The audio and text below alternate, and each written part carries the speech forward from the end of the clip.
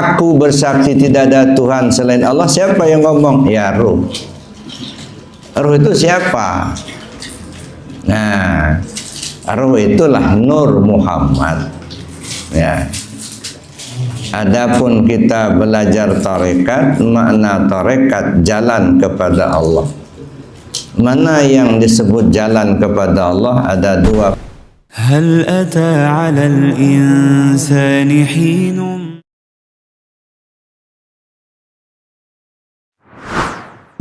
paham betul saya meja, maka ketika saya melihat meja, lalu saya ucap saya melihat meja. Kalimat tersebut pasti benar. Kenapa benar? Karena saya benar-benar melihat meja dan saya tahu bahwa itu meja. Kalau orang buta tidak melihat sama sekali, lalu dia mengatakan saya melihat meja, kira-kira benar apa salah? Pasti salah, bohong itu artinya ya, karena dia tidak melihat, lalu dia ngomong saya melihat meja katanya ya. Itu satu. Atau dia memang melihat, cuman dia nggak paham meja itu apa. Apa yang disebut meja, matanya melihat, cuman dia tidak paham apa itu meja, lalu ngomong saya melihat meja. Kalimat itu benar apa salah? Ya tetap salah, karena memang dia nggak ngerti meja itu apa. Nah, dua ya, dia hanya menyebut kalimat tapi tak paham apa yang disebut. Jadi penyaksiannya terhadap meja itu palsu, penyaksian yang palsu.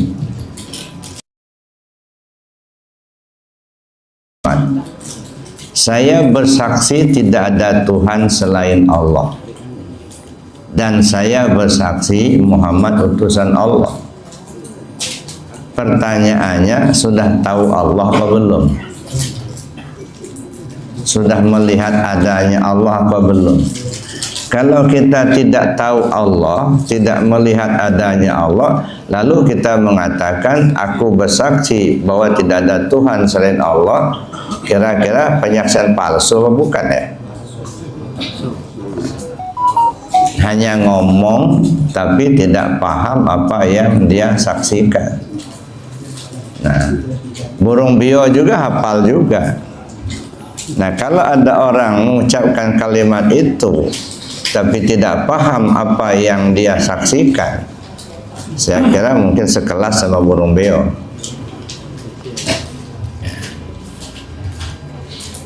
Aku bersaksi tidak ada Tuhan selain Allah, itu bahasa syariat ya. Dan aku bersaksi Muhammad utusan Allah. Pertanyaan kedua, yang menyaksikan siapa? Yang disaksikan siapa? Lalu siapa yang menjadi saksi? Nah, ini. Siapa yang disaksikan, siapa yang menyaksikan? Lalu yang menjadi saksi itu siapa? Aku bersaksi. Nah, aku itu yang mana? Nah, kalau aku itu diletakkan ke tubuh kita, disitulah kita berbohong. Ya, aku bersaksi tidak ada Tuhan selain Allah. Padahal tubuh nggak pernah ketemu Allah. Dan aku ini nggak ngerti. Aku tubuh ini. Aku tubuh ini dia tidak pernah melihat Allah.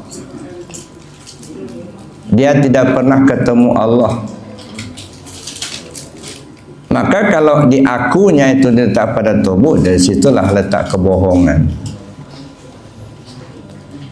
Kenapa? Karena tubuh ini pada hakikatnya mati. Ya. Mata itu tidak melihat. Kalau mata kita ini melihat, mestinya mayat masih bisa melihat. karena mata mayat tidak copot. Mulut tidak bisa ngomong. Kalau mulut bisa ngomong, berarti mayat masih bisa ngomong karena mulutnya masih bagus. Kaki tak bisa jalan. Kalau kaki bisa jalan, tentu mayat masih juga bisa jalan karena dia masih punya kaki. Tapi kenyataannya setelah jadi mayat, mata sudah tak melihat, telinga sudah tidak mendengar, mulut sudah tak bisa bicara, kaki sudah tak bisa melangkah. Ini menunjukkan si tubuh ini sebenarnya tidak punya kemampuan mutlak. Dia tak tahu apa-apa, hanya casing saja. Jadi yang melihat itu siapa? Ruh kita, bukan mata. Mata itu casingnya, ya. Makanya mata ini harus juga dirawat, Pak. So, kalau casingnya itu rusak, si basor itu pergi dia. Nggak mau dia nunggu rumah rusak. Iya. Telinga itu tempatnya sama. Jadi bajunya sama, tempat berteduhnya sih sama, rumah-rumahnya sih sama. Si sama ini mau menempati rumah kalau bagus, Pak. Kalau udah bocor berangkat ya. Ya. Makanya telinga itu jangan dikerok-kerok terus, ya. Bocor dia nanti sama aja pergi. Nah, jadi akunya itu sebenarnya ruh kita. Aku bersaksi kata ruh. Jadi bukan kata tubuh. Jadi kalau kita katakan akunya diletak kepada tubuh, itu tandanya nggak mengerti. Nah, akunya ruh. Jadi yang ngomong itu ruh. Itulah diri kita yang sebenarnya. Jadi diri kita ini, itu ruh kita itulah. Dan dialah sebenarnya yang pernah ketemu Allah. Ya, ketika Allah bertanya kepada semua arwah, alastu birabbikum, qalu bala syahidna. Apakah saya Tuhan kalian? Semua ruh menjawab, benar ya Allah, kau Tuhan kami. Jadi yang pernah ketemu Allah itu ruh itulah. Maka aku bersaksi tidak ada Tuhan selain Allah. Siapa yang ngomong? Ya ruh. Ruh itu siapa? Nah, ruh itulah Nur Muhammad. Ya. Adapun kita belajar tarekat, makna tarekat jalan kepada Allah. Mana yang disebut jalan kepada Allah? Ada dua perkara. Pertama, tubuh yang zahir, artinya tubuh yang kasar. Yang kedua, tubuh yang batin, artinya tubuh yang halus. Ruh namanya, nyawa namanya, Muhammad namanya. Nah, jadi yang bicara itu adalah ruh. Ruh itu Muhammad. Ana abal arwah wa Adam abal bashar. Saya ini, kata Nabi, bapak semua ruh. Adam itu bapak semua tubuh. Jadi kalau bicara ruh, Muhammad namanya. Bicara tubuh, Adam namanya. Ya. Nah, Muhammad itu siapa? Muhammad itu sifat bagi Allah. Jadi sebenarnya Muhammad itu sifat bagi Allah. Jadi kalau begitu, siapa yang mengatakan aku bersaksi tidak ada Tuhan selain Allah? Ya sifat, ya Muhammad. Ya. Nah, sifat bagi Allah. Jadi sebenarnya Muhammad itu siapa? Nah, kita ambil satu contoh, Pak, ya. Gula itu sifatnya manis. Manis itu zatnya gula. Jadi artinya gula itu penampakan manis. Tidak kelihatan manis tanpa gula. Nah, Nah, Muhammad itu adalah penampakan Allah.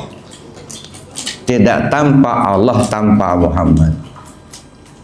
Maka kalau disebut asyhadu alla ilaha illallah, bukan tidak ada Tuhan selain Allah dalam pengertian hakikat, tapi aku bersaksi tidak ada yang nyata selain Allah. Yang nyata itu Allah. Nah, itu satu ya. Yang kedua, jadi artinya Bapak Ibu yang saya hormati, yang menyaksikan itu adalah ruh kita. Ruh itu adalah Muhammad. Berarti yang Muhammad itulah yang berkata, yang menyaksikan. Nah, kata Muhammad, aku bersaksi bahwa tidak ada yang nyata selain Allah. Wa asyhadu anna Muhammad Rasulullah, aku bersaksi Muhammad utusan Allah. Nah, siapa pula ini yang berkata ini? Ya, aku bersaksi bahwa Muhammad utusan Allah dalam bahasa syariat. Dalam bahasa hakikat, aku bersaksi bahwa Muhammad itu penyata adanya Allah. Nah, beda. Jadi kalau dikatakan aku bersaksi tidak ada Tuhan selain Allah dan aku bersaksi Muhammad utusan Allah, itu pengertian syariatnya. Tapi pengertian hakikatnya, tidak ada yang nyata selain Allah dan Muhammad penyata adanya Allah.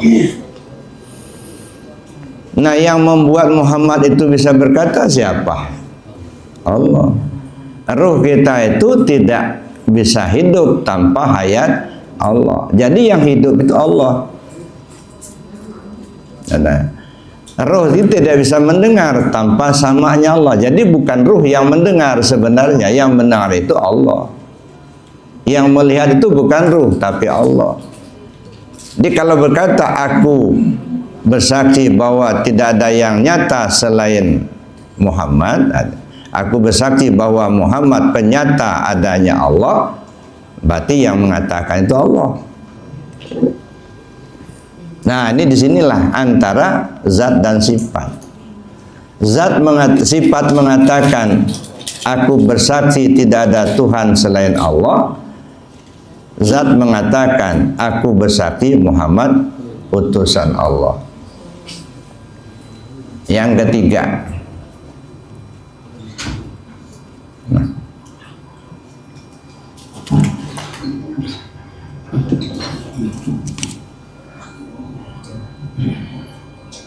kalau kita sebut tidak ada Tuhan selain Allah, dalam kalimat tauhid itu kita mengenal ada 3 komponen dasar: takhalli, tahalli, dan tajalli. Ya. Takhalli itu adalah penafian, pengosongan. Tahalli itu adalah pengisian. Tajalli itu adalah penampakan. Tidak ada Tuhan selain Allah. Nah, kita kosongkan dulu. Tidak ada Tuhan. Kalau kita sebut tidak ada Tuhan, yang namanya Tuhan itu punya sifat 7. Ya, yang kita sebut sifat ma'ani. Dia itu hidup, dia itu tahu, dia itu kuasa, dia itu punya kehendak, dia itu melihat, dia itu mendengar, dia itu berkalam. Ternyata sifat 7 itu ada pada diri kita. Kita rasakan, kita ini hidup. Kita ini tahu kita api itu panas, tahu kita air itu membasahi, tahu kita gula itu manis. Nah, ini ilmu. Kuasa kita ngangkat tangan, kuasa kita melangkahkan kaki, kuasa kita mengangkat satu barang. Kita punya kehendak, ada keinginan, ingin tahu, ingin beli mobil, ingin punya rumah, ingin punya istri, ingin punya anak, yang sudah punya istri ingin nikah lagi, umpama ada keinginan itu. Nah, yang mau begitu ya silakan, halal, sah-sah saja. Maunya aja. Jangan berani apa enggak, itu masalah. Tergantung keberanian.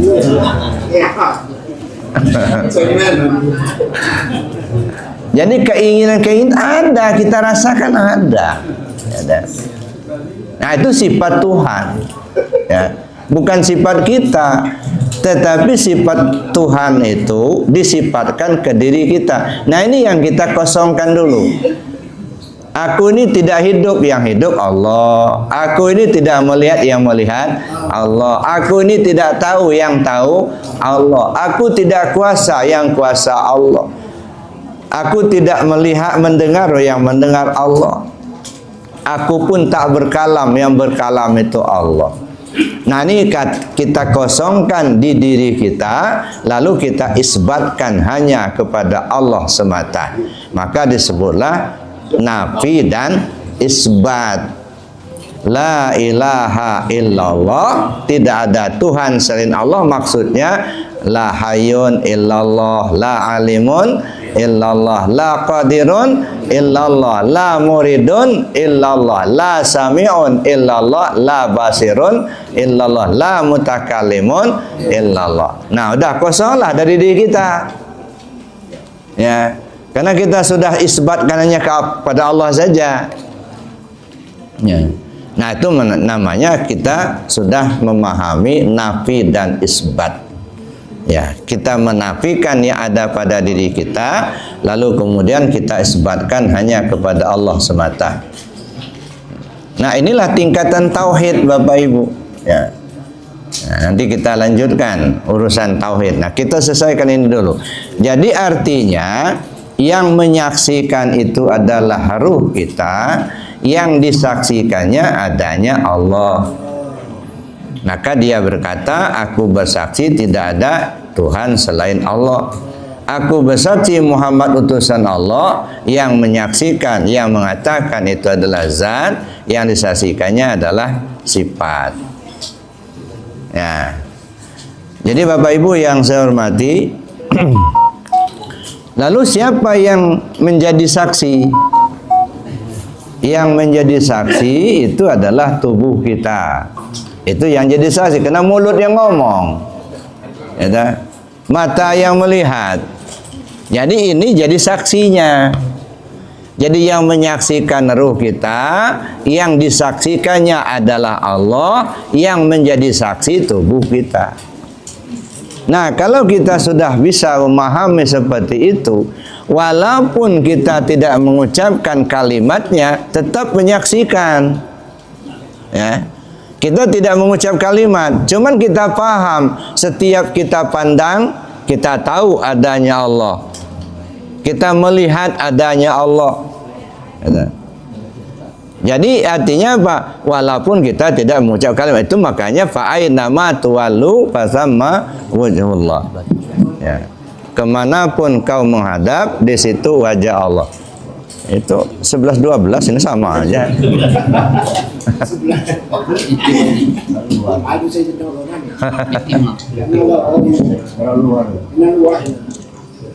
Yang penting di dalam, Pak.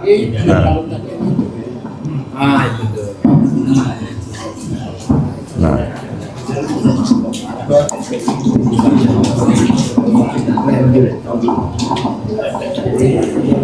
Ya.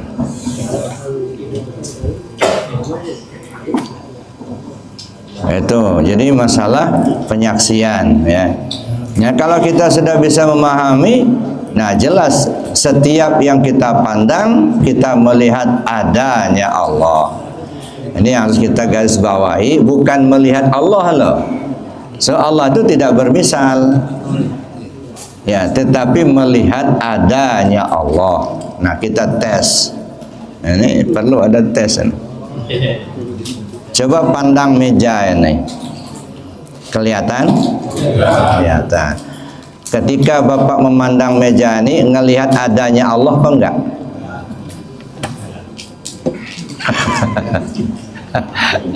Nah ini baru meja nih.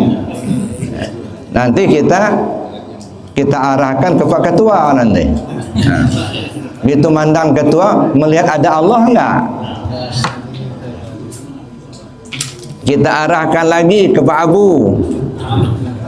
Ya, jangan melihat badannya gemuk aja. Melihat adanya Allah enggak pada Pak Abu itu?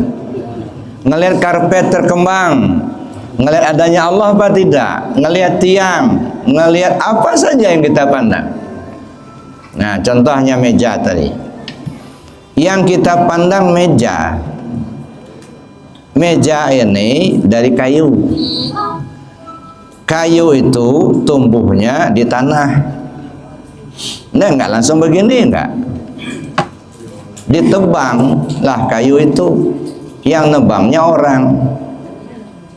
Setelah ditebang, digesek, dibelah, lalu kemudian dijadikan papan, disuguh, dirakit menjadi sebuah meja seperti ini. Yang ngerjakannya siapa?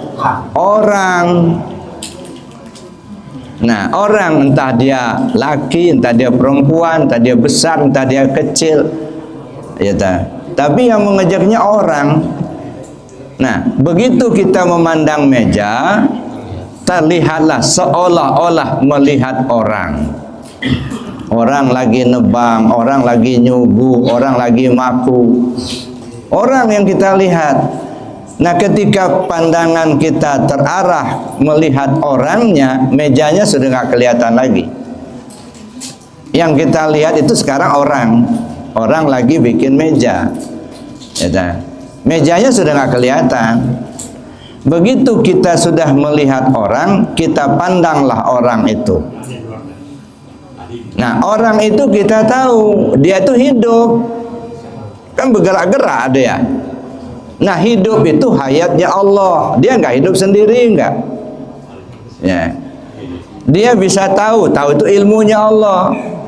Dia bisa mendengar itu samanya Allah. Dia bisa melihat itu basarnya Allah. Nah, begitu kita sudah melihat adanya Allah pada orang itu, pandangan kita sudah tidak lagi terfokus kepada orang, tapi pandangan kita sudah masuk melihat adanya Allah. Allah yang menggerakkan, Allah yang membuat dia bisa melihat, Allah lah yang menghidupkan dia. Nah, ini yang dikatakan oleh Sultan Aulia, man nadhara syai'an wa lam yarallahu fihi fa nadharuhu batil. Siapa orang memandang sesuatu yang dia tidak melihat adanya Allah di sesuatu yang dia pandang, itu pandangan sia-sia belaka.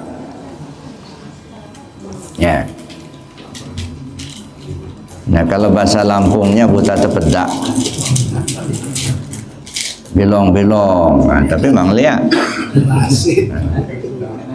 mata ikan asin.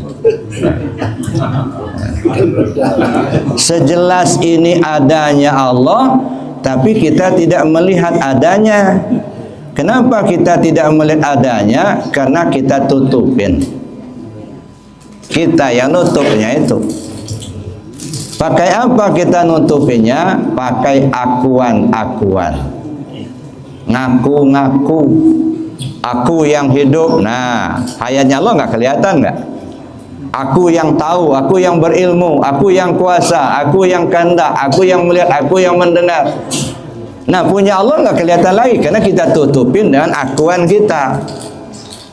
Nah, sekarang coba buang akuan-akuan itu. Nah, ketika akuan itu sudah tidak ada pada kita, maka yang terlihat adanya Allah itulah. Nah, jadi Bapak Ibu yang saya hormati, ya nanti masuk kepada syuhud. Nah, syuhud itu ada 3. Ada syuhudul wahdah fil wahdah, face to face. Kayak kita ngaca. Ini syuhudul wahdah fil wahdah. Pandang satu, terlihat satu. Ada syuhudul wahdah fil kasrah. Pandang banyak terlihat banyak, pandang satu terlihat banyak. Suhudul wahdah fil kasrah. Ada suhudul kasrah fil wahdah. Pandang banyak terlihat satu. Ada. Nah, jadi Bapak Ibu yang saya hormati, ya, bagaimana kita memandang satu terlihat satu? Kita fokus pada melihat satu, kita melihat seperti kaca. Nah, kita ngaca. Begitu kita pandang cermin, terlihatlah bayangan wajah di dalam cermin. Yang kita lihat itu bukan wajah kita, tapi bayangan wajah kita. Yang kita pandang cermin, tapi yang kita lihat bayangan wajah kita. Jadi yang dalam cermin itu bukan wajah kita, Pak. Itu bayangan wajah. Tapi sungguh pun kita melihat bayangan wajah kita seolah-olah melihat aslinya wajah kita.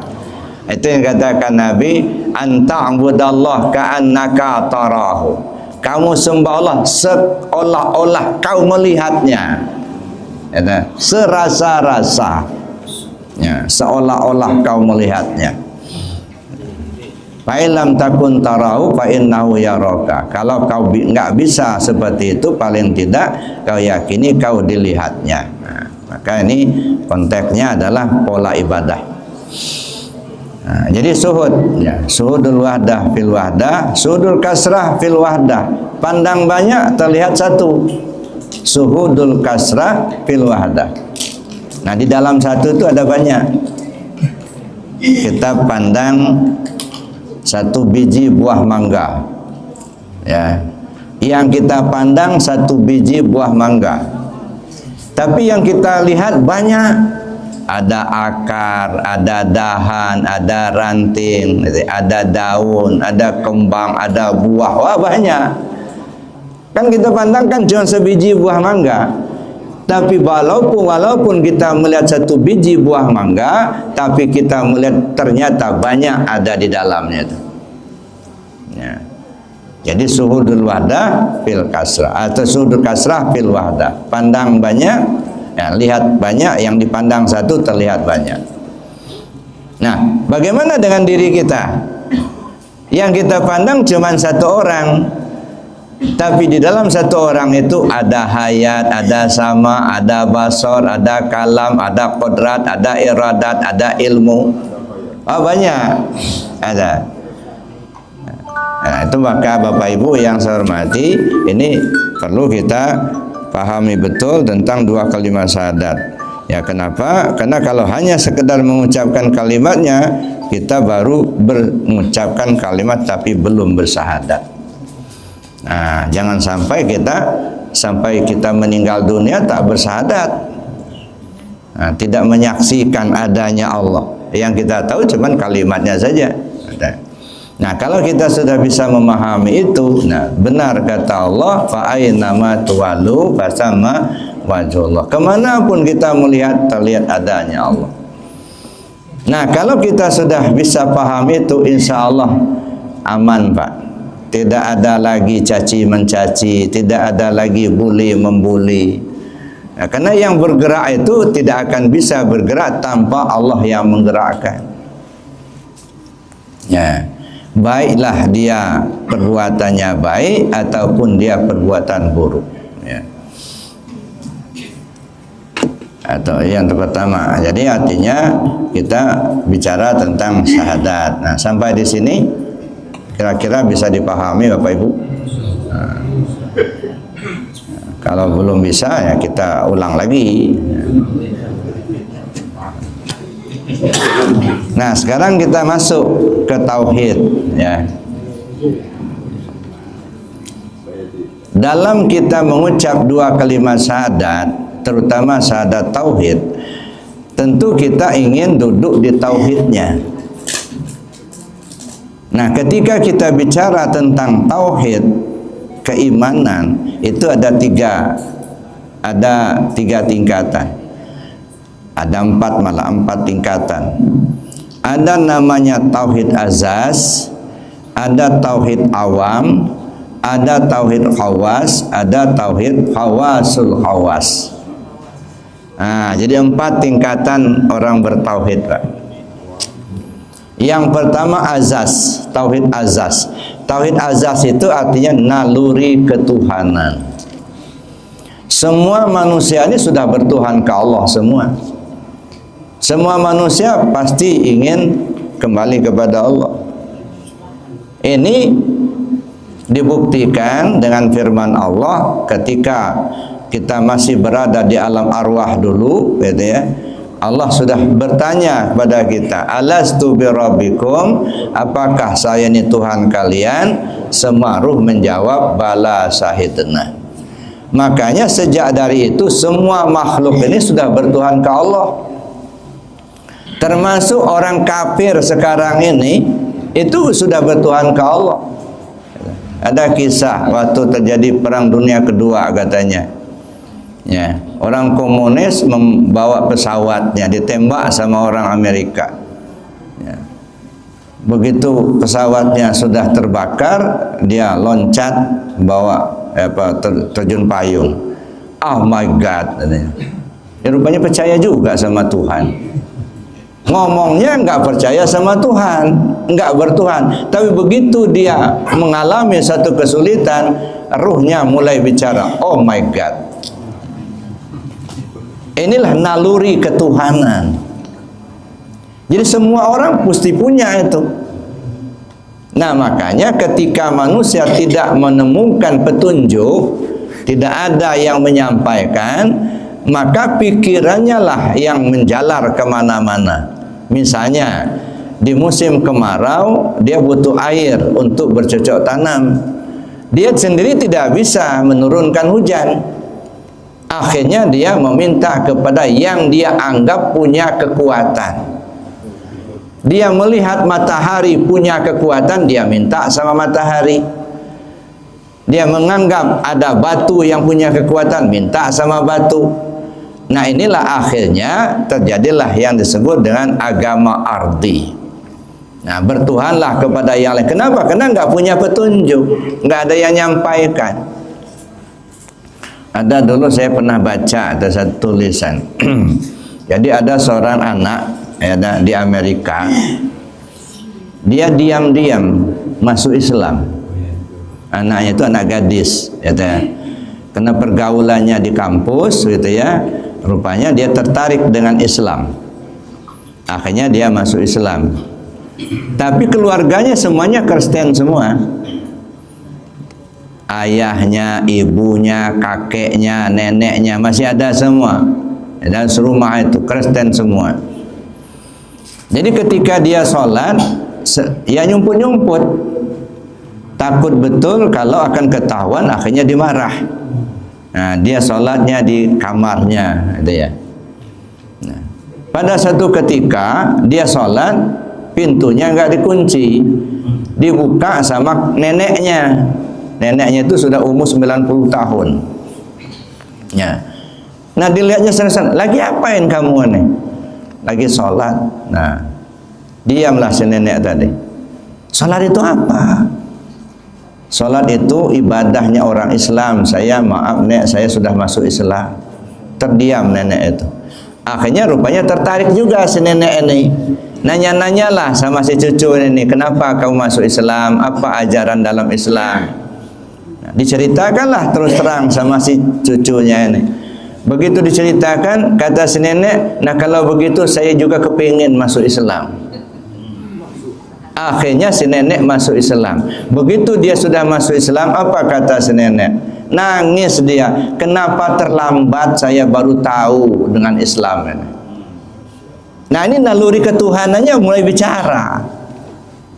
Jadi Bapak Ibu yang saya hormati, jadi artinya tauhid azaz itu artinya naluri ketuhanan. Semua orang punya.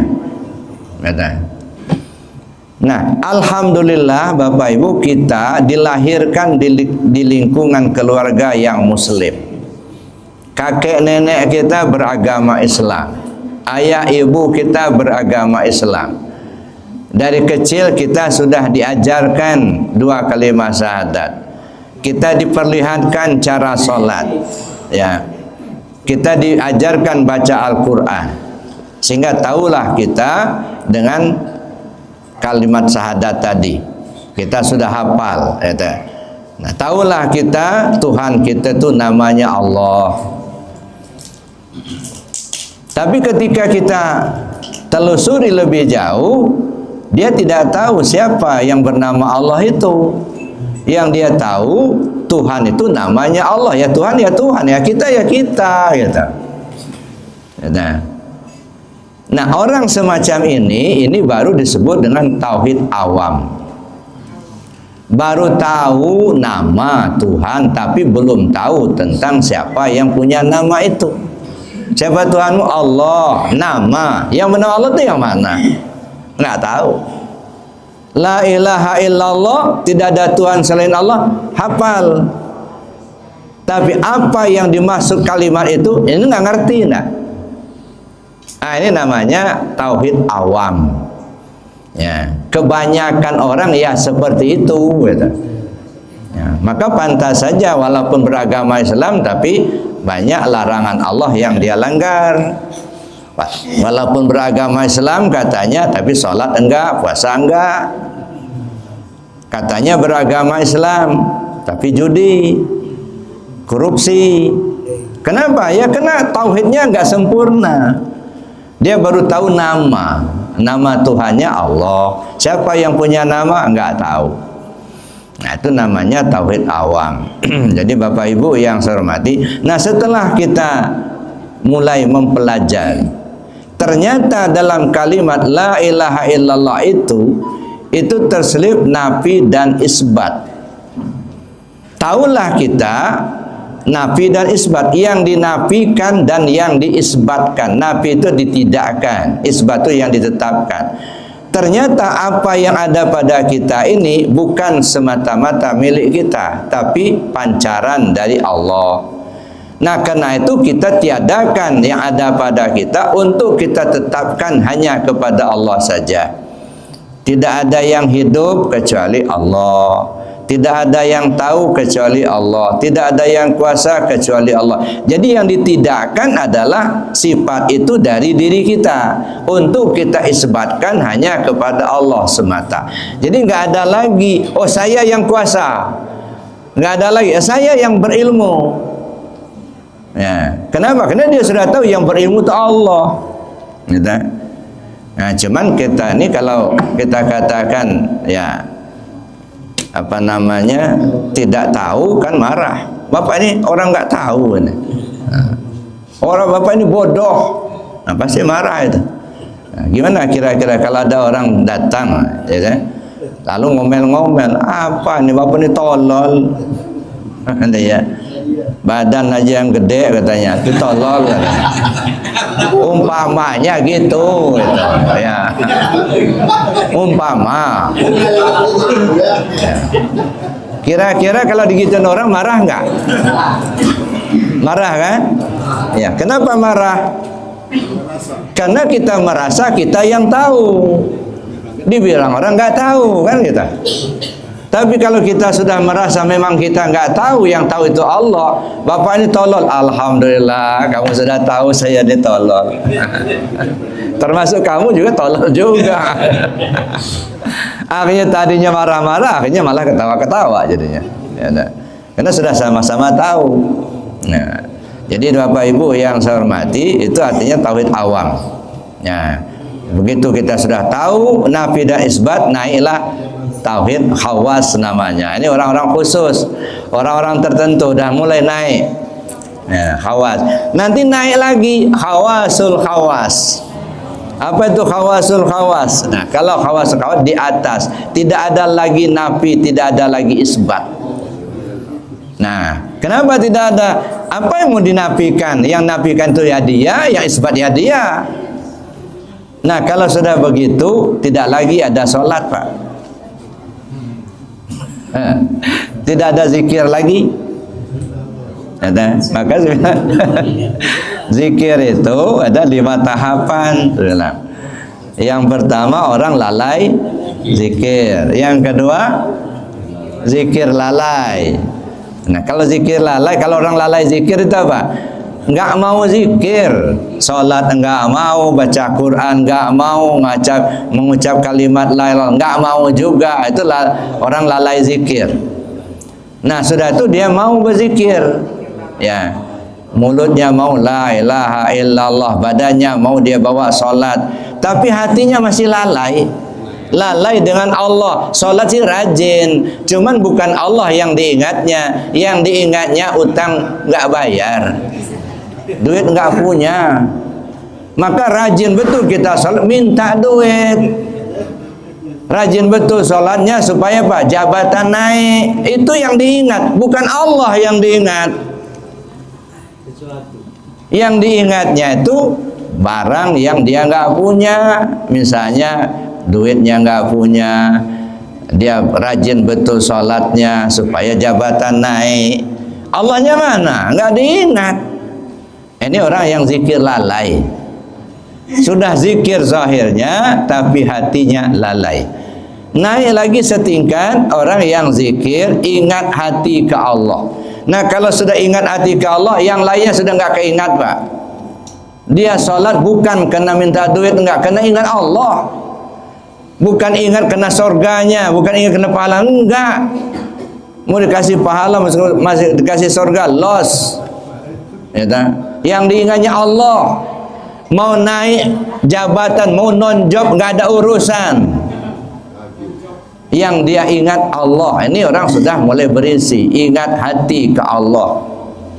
Nah, naik kepada yang keempat, bukan sekadar ingat, hadir hati ke Allah. Nah, kalau sudah hadir hati ke Allah, mulai terasa rindu dengan Allah. Nah, makanya kita ya boleh saja kita ya artinya merengek-rengek lah sama Allah apa yang kita maukan. Curhatlah sama Allah. Enggak usah curhat di medsos. Ini enggak bertengkar suami istri bikin status. Sampai Amerika sana orang tahu. Ya, tapi enggak ada penyelesaian. Nah, mendingan curhat sama Allah. Bangun tengah malam, gelar sejadah, nangislah kepada Allah. Kenapa? Karena merasa hadir Allah di diri kita. Ya, merengek-rengek kita dengan Allah sampai meneteskan air mata. Kenapa bisa? Karena merasa hadir, bukan hanya ingat lagi. Ya, nah, nanti naik lagi kelima. Ya, kalau sudah naik kelima, merasakan dirinya sudah enggak ada, yang ada Allah.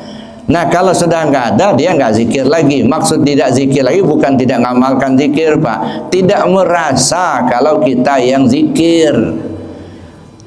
Dia tidak sholat lagi, bukan berarti tidak mengerjakan sholat. Sholat tetap dikerjakan, cuman tidak merasa kalau kita yang sholat. Ya, karena yang punya alat itu Allah kok. Kita bisa berdiri dengan kuasanya Allah, kita bisa melihat dengan basornya Allah, kita bisa mendengar samanya Allah, kita tahu baca ini dan itu ilmunya Allah. Yang punya kita mana? Enggak ada. Ya, berarti yang berbuat itu siapa itu? Ya Allah itulah. Ini yang disebut dengan al-abid wal ma'bud wahid. Yang disembah dan yang nyembah ya dia itulah. Ya. Az-zakir wal mazkur. Yang mengingat ya yang dia yang diingat itulah. Yang nyebut ya yang dia yang disebut itulah. Itu kalau sudah sampai ke makomnya, ya, sampai ke atas. Ya. Bapak Ibu yang saya hormati, itu kita kembali ke pokok persoalan, itu artinya tauhid khawas. Kemudian tauhid khawasul khawas tadi yang terakhir itu artinya sudah tidak ada nafi, tidak ada isbat. Nah, kalau sudah duduk di situ tidak ada lagi Muhammad Rasulullah. Nah, kenapa? Karena Muhammad itu sifatnya Allah. Ya, nah? Zatnya Allah itu zat, Muhammad itu sifat. Ya, nah? Nah, sampai kepada sholat juga begitu. Nanti kita kaji lebih jauh tentang sholat. Apa itu sholat? Ya, penyaksian zat kepada sifat. Ya, mudah-mudahan kita diberi umur panjang oleh Allah, diberi sehat jasmani dan rohani, hingga kita bisa mengikuti kajian selanjutnya. Ya, saya kira demikian materinya. Terima kasih. Assalamualaikum warahmatullahi wabarakatuh. Waalaikumsalam warahmatullahi wabarakatuh. Terima kasih ya. Mungkin ada waktu itu silakan Bapak bertanya satu atau dua.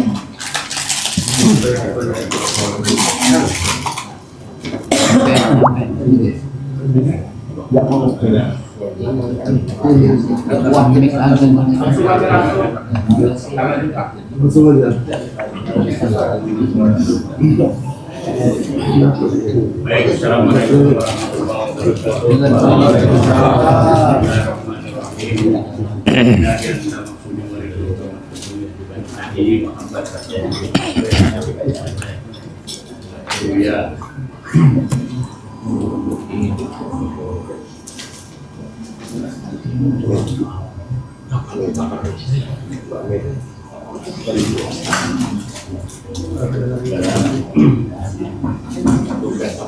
dalam ilmu tasawuf itu kan ada 4 dimensi, yaitu dasar dari awal jadi adik kita ini sekitar khusus kita tahu bahwa dasar itu nyaru dalam literatur tasawuf dalam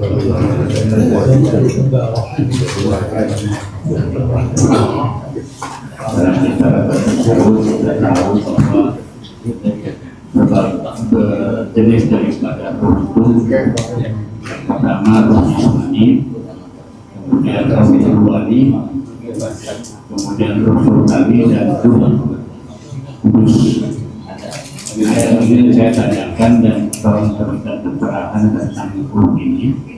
Wadah-wadahnya itu di dalam jasa itu di mana? Kemudian kalau mengolah ini kan bisa diolah. Diolahnya pakai apa? Karena makanannya apa gitu. Nah, kalau kemudian ini dijelaskan 4 jenis ruh yang ada di dalam. Terima kasih. Waalaikumsalam warahmatullahi wabarakatuh. Jadi di mana wadahnya ruh, ada Ruhul Kudus, ada ruh sultani, ada ruh ruhani, ada ruh jasmani. Sebenarnya ruh itu cuma satu, Pak. Ya. Ruh itu dari Allah. Fanafaktu fihi min ruhi. Jadi ruh kita itu ya dari Allah. Makanya alam ini ada yang disebut alam khalqi, alamul khalqi, ada alamun amri. Nah, termasuk ruh itu adalah alamul amri.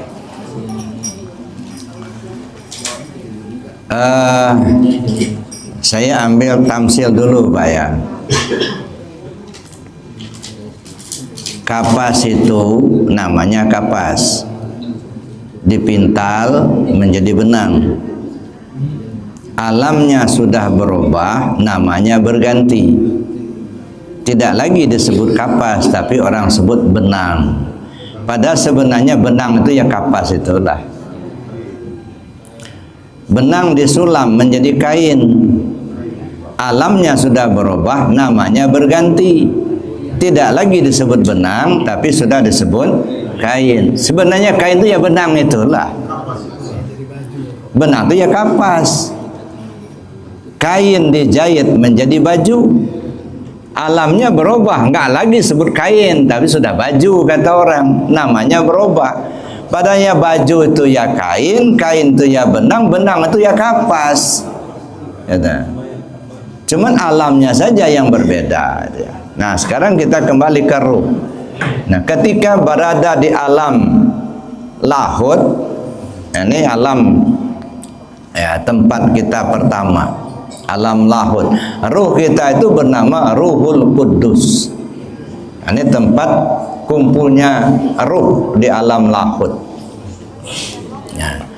Mana yang alam lahut di diri kita? Ya rahasia pada kita. Nah, semua kita kan ada rahasia itu. Bukan rahasia nggak boleh disampaikan sama tetangga, bukan. Rahasia yang dimasukkan di sini zat yang menghidupkan ruh itu. Ada. Itu yang disebut Ruhul Kudus, ya, di alam lahud. Kemudian diturunkan lagi, summa radadnahu asfala safilin. Kami turunkan ke tingkat yang lebih rendah. Diturunkan ke alam berikutnya yang disebut dengan alam Jabarut. Ruh kita berganti nama, namanya ruh sultani. Ya, itulah nyawa pada kita.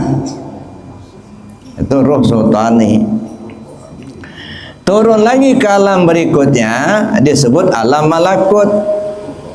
Ruh kita ganti nama lagi, namanya ruh ruhani. Alamnya itu yang disebut hati.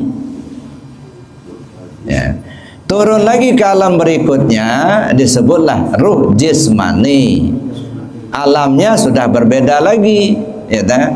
Maka disebutlah ruh itu namanya ruh jismani. Tempatnya jasmani. Nah, ini jasmani. Nah, jasmani itu baju dari mani.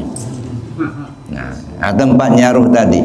Inilah yang disebut dengan alam nasut atau alam dunia. Jadi ada alam lahud, alam jabarut, alam malakut, dan alam nasut.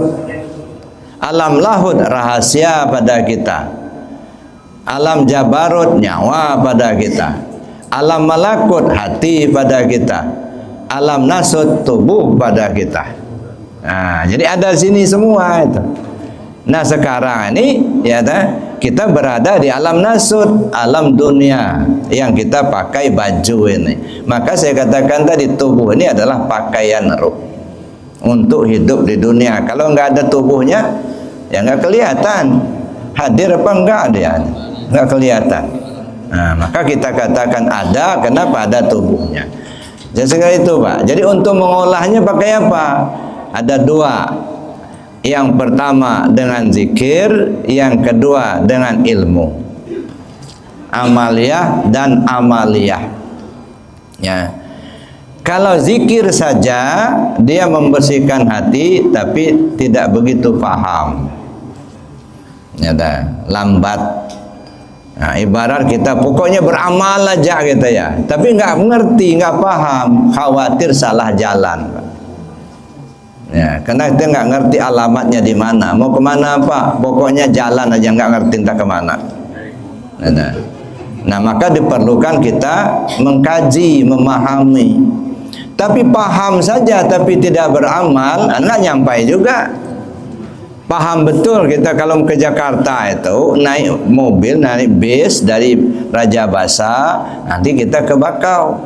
Sampai di Bakau naik kapal ke Merak. Dari Merak naik mobil lagi ke Rambutan, dari Rambutan naik angkot nomor sekian sampailah di rumah. Cuma nongkrong aja di Bandar Lampung, nyampai apa enggak? Ya enggak, khayal namanya itu. Jadi orang yang ngaji tapi tidak berzikir, tidak beramal, ya sama aja menghayal itu. Merasa sudah jadi Tuhan, sholat enggak lagi gitu. Nah, ini sudah enggak benar. Ya. Maka dua-duanya harus jalan Pak. Amaliyah kita jalankan karena itu kerja tubuh. Pahamnya kita kaji supaya kita mengerti. Mulut kita ngomong la ilaha illallah, tahu kita mana yang disebut kalimat la ilaha illallah itu. Nah, ternyata diri kita inilah la ilaha illallah itu. Nah, karena di situ terhimpun sifat 20 di situ yang ada pada diri kita.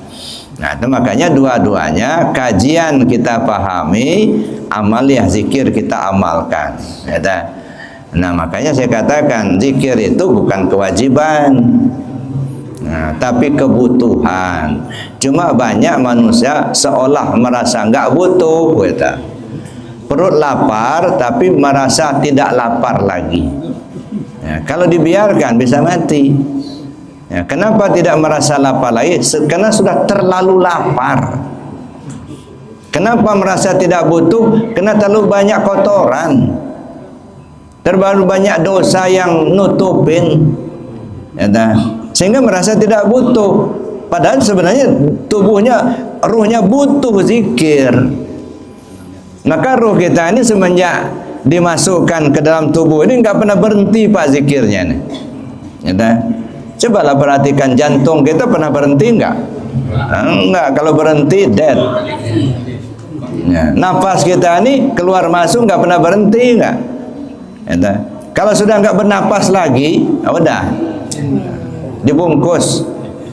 Ya. Nah, jadi itu Bapak Ibu. Jadi artinya ya, nah kita ini yang memahami ya diri kita ya dari ruh tadi, ruh apa namanya? Pertama Ruhul Kudus. Nah, itu yang paling tinggi. Alamnya mana alamnya? Alam lahut. Di kita apa namanya? Rahasia diri. Turun lagi ke berikutnya disebut alam Jabarut. Ruh kita namanya Ruh Sultani. Di kita apa namanya? Nyawa pada kita. Turun lagi ke alam berikutnya disebut dengan alam malakut. Ruh kita berganti nama, namanya ruh ruhani. Alamnya di kita disebut hati pada kita. Jadi hati kita itu disebut wujud yang amba. Jadi hati kita itu pancaran daripada sifat Allah.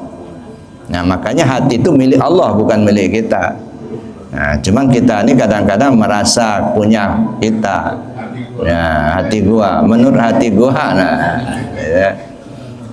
Nanti kita kaji lebih jauh siapa hati itu. Nah, itulah kiblat sebenarnya. Nah, jadi Bapak Ibu yang saya hormati, nah nanti turun lagi ke alam berikutnya disebut alam nasut.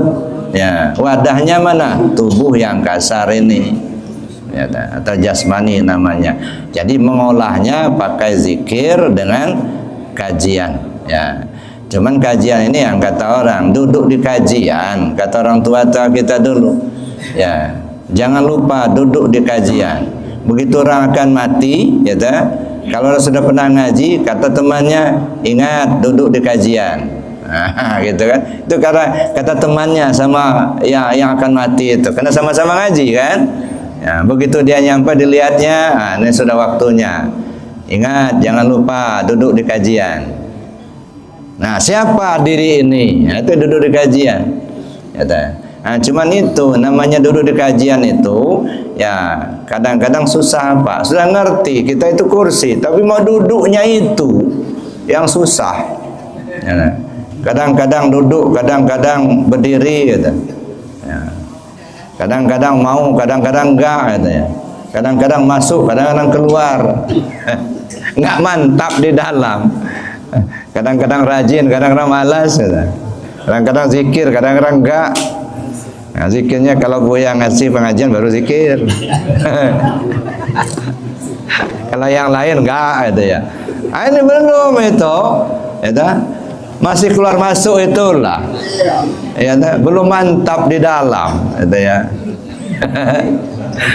Nanti kalau Buya yang ngasih pengajian baru zikir, kalau bukan enggak, gitu ya. Oh, belum jadi kebutuhan, gitu. Masih karena saya baru zikir, jangan. Zikir bukan punya saya, bukan. Ya. Punya Allah untuk kita semua, gitu. Nah, cuman kita ini kadang-kadang itu ada orang zikir di masjid. Oh, jangan zikir keras-keras begitu. Tuhan tuh nggak tuli nggak. Nah, ini zikir, ini masjid umum, bukan masjid khusus. Gitu. Seolah-olah zikir itu bukan punya kita semua. Zikir itu punya Allah. Kita pengamal aja. Ya. Nah, inilah, jadi nggak ada tempat khusus yang diperlukan, enggak. Semua masjid tempat zikir. Ya, ini yang saya katakan, kadang-kadang kita ini sering baca Al-Quran, tapi petunjuknya kita abaikan. Jangan berzikir di masjid. Ya, kalau berzikir ke Arafah aja, itu ya. Ya, tidak boleh. La ilaha illallah itu mah zikir. Ya, tidak boleh. Ini kita nggak biasa begitu. Masya Allah. Tapi Al-Quran dibaca terus. Apa kata Allah? Wa man azlama mimman manaha masajidallah ayyuzkara fi hasmu wa sa'a fi kharabiha. Manusia mana yang lebih zalim dari melarang orang zikir dalam masjid dan berusaha meruntuhkan masjid itu. Orang zikir rame dilarang. tapi dia sendiri tidak mampu mendatangkan orang mengisi masjid, sama meruntuhkan masjid itu. Oh, itulah manusia paling zalim, kata Allah. Kata, orang zikir di masjid nggak boleh, dia sendiri nggak melakukan zikir. Kata, nauzubillah.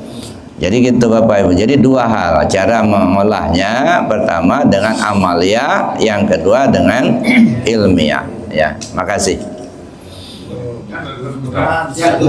Selesai. Alhamdulillah. Nah, kalau sudah selesai nanti kita makan. Inilah namanya santapan rohani, santapan jasmani. Bersyukur kita sama pengurus kita. Nah, itu kan?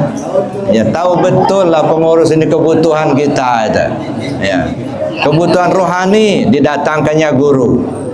Bukan hanya itu, dimasaknya nasi. Nanti kita makan kebutuhan jasmani. Ya, mudah-mudahan ibu-ibu yang masak dipanjangkan umurnya, ya, disehatkan jasmani dan rohaninya, termasuk bapak-bapaknya juga. Ya, jangan sampai ibunya panjang umur, bapaknya enggak. Baik Bapak Ibu, mari kita doa dan kafarat majlis. Bismillahirrahmanirrahim. Allahumma inni astaudi'uka ma 'allamtani wardudhu ilayya inda hajati wa la tansani ya rabbal alamin. Subhanakallahumma wa bihamdika asyhadu an la ilaha illa anta astaghfiruka wa atubu ilaik. Assalamualaikum. هل أتى على الإنسان حين